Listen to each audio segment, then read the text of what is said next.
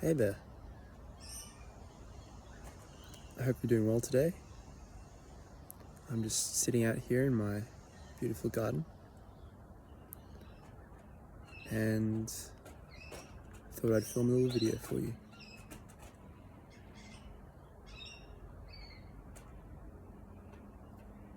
Let's talk about what it is that you are. Whatever it is that you are, it's something which underlies all the differences that you've gone through throughout your life. That means that any part of you that existed when you were young that no longer exists, that isn't you. Maybe you had a hobby in your childhood that you dropped at some point. But it's generally accepted that that was still you back then who had that hobby, the same you that's here today. And in the same way, you'll very likely pick up some more hobbies throughout your lifetime, new interests. And none of those interests actually are what you are.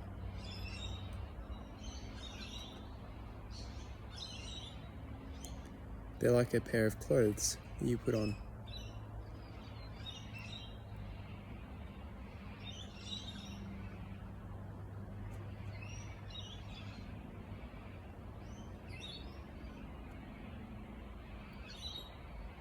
This is like that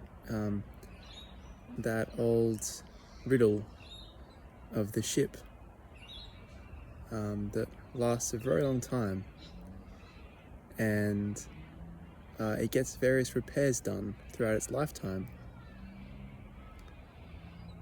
and so much so that little by little, each one by one, certain aspects of the ship get replaced until eventually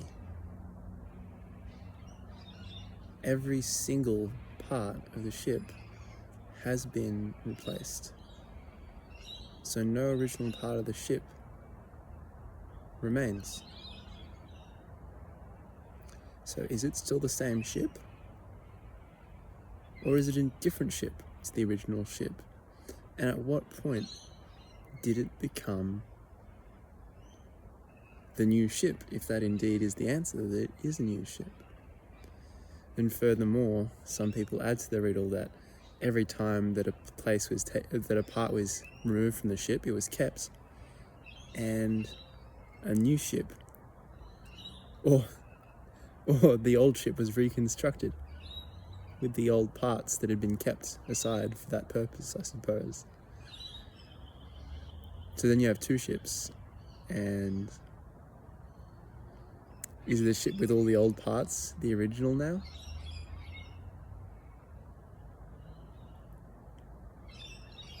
Or is it a duplicate of the original ship? And what about the one with the new parts?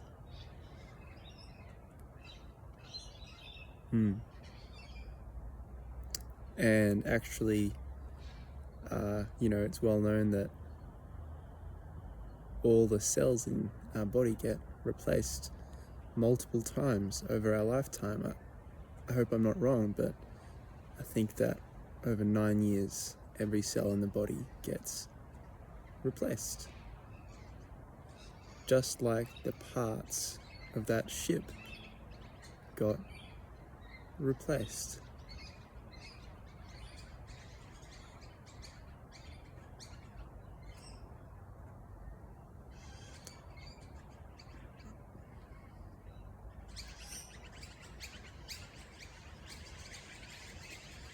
And we know what the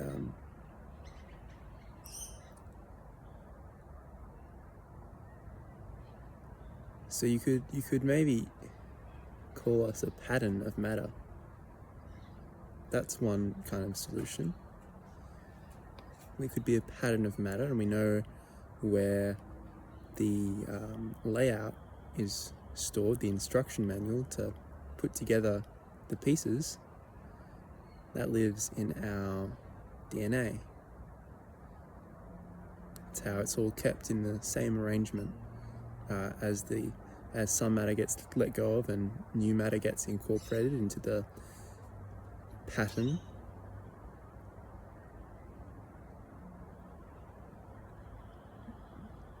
That we are.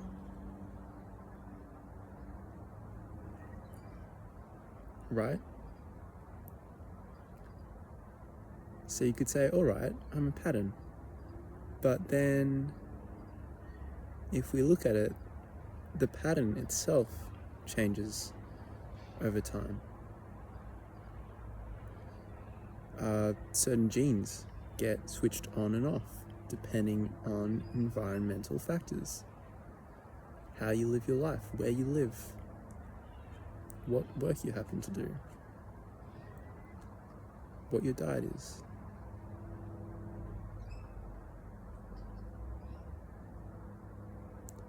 And not only that, but that this pattern actually is dependent on food from the outside, from the world outside of it. So there's an inner ecosystem, and then there's an outer ecosystem. And it's not separate from the outer ecosystem because, newsflash, it can't sustain its existence without the outer ecosystem.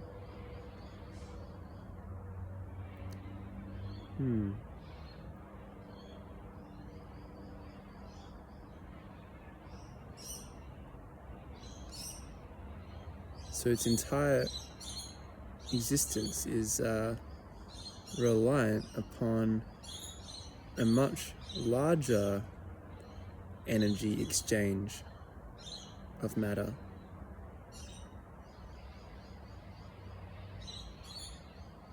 So if you look at it all as an energy exchange, you can just keep expanding it so that every single sort of balance of energy in the universe is necessary for the balance of energy configured in the exact pattern that is expressed as you and I.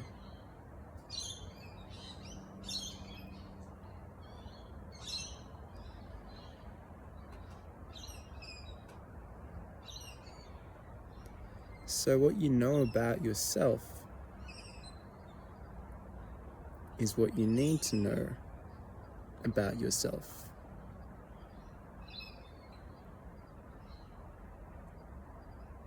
You're interested in knowing about the things that will help you add value to society and sustain the form of your body.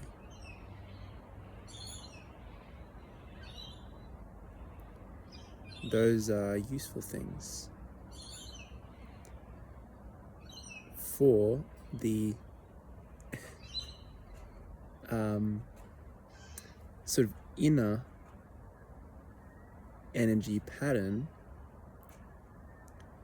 or pattern of matter or any of those to sustain itself.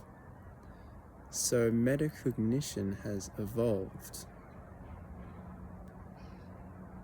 with the advantage of self-sustaining the form in which it has arisen. Why would that be an advantage? Well, objectively speaking, it isn't really an advantage. But the existence of things follows a kind of self-evident law that that which self-propagates, or that which reproduces itself, will continue to exist.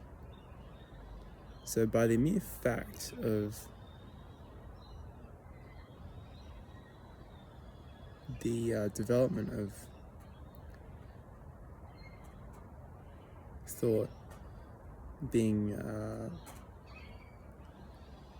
conducive to the sustained existence of both the being and the species, that's how it's arisen. That's why it's arisen, and that's why it stayed as a feature.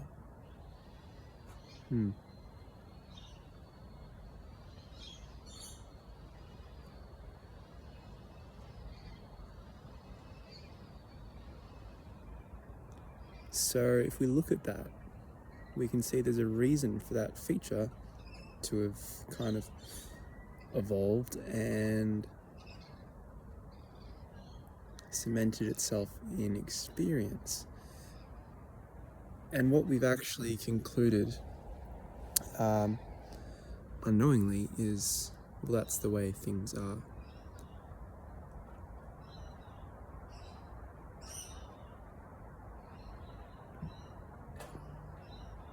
I am this body. That's what we've concluded. I am this body.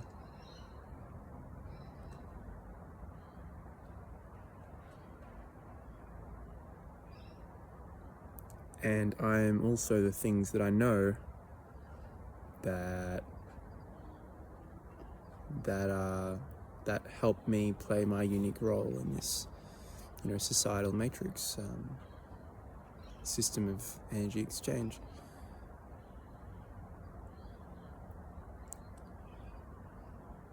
So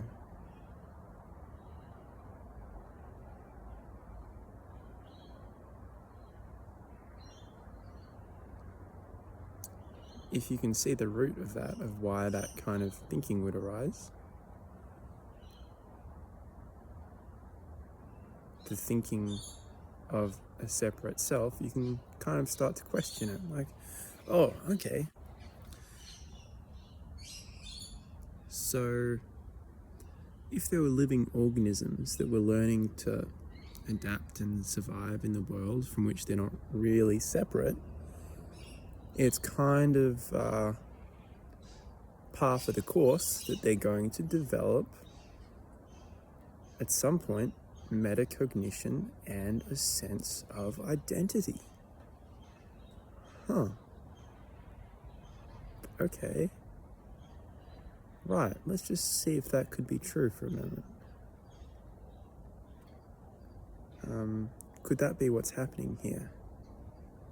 That I've developed a sense of identity with this body, and the knowledge body and habits that this body pattern has accumulated. All right, let's look at that.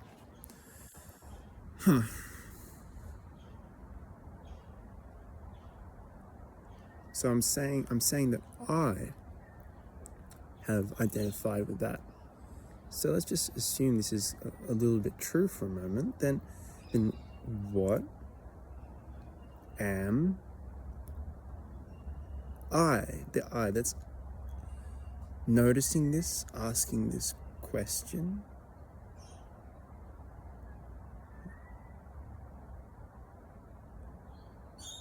And, well, is there a different way of looking at things?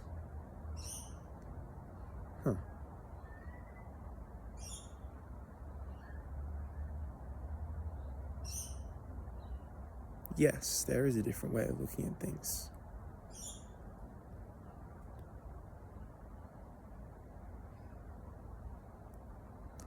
And actually, there's a different experience of things. See that the I that it identifies with the body has a contracted sense feels very threatened when the body is threatened, and it feels a lot of anxiety around that. It's anxious to achieve things in the world. It's anxious not to have to go through pain.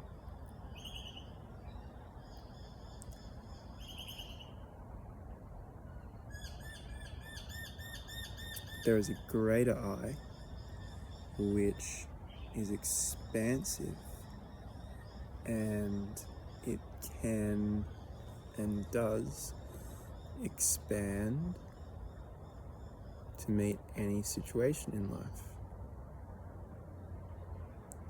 In fact, it doesn't need to expand because it's already completely relaxed, witnessing everything just as it is.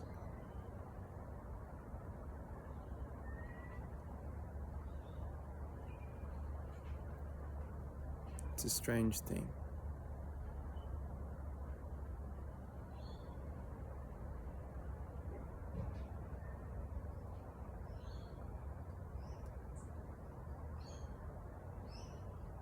And so,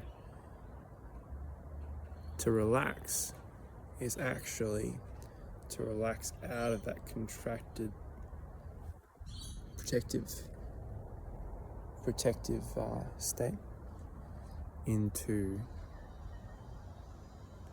a state of oneness with all things. And that's not to say that seeking relaxing situations is necessarily the answer. Everyone has their own path, and the person with the most, who knows you the most, your particular situation, is you. You have the best intuition. You have the best view of the energy patterns that have developed in your life, and just the right way to release them into the expansiveness that you are. So trust yourself.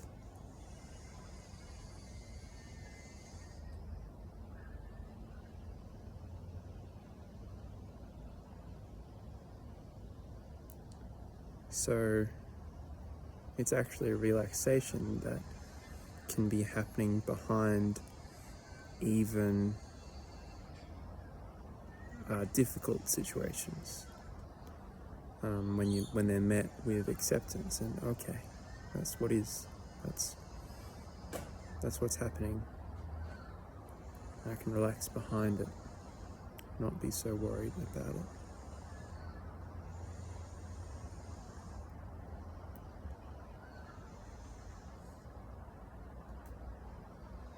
That's all I have to say today. It's been an absolute pleasure hanging out with you.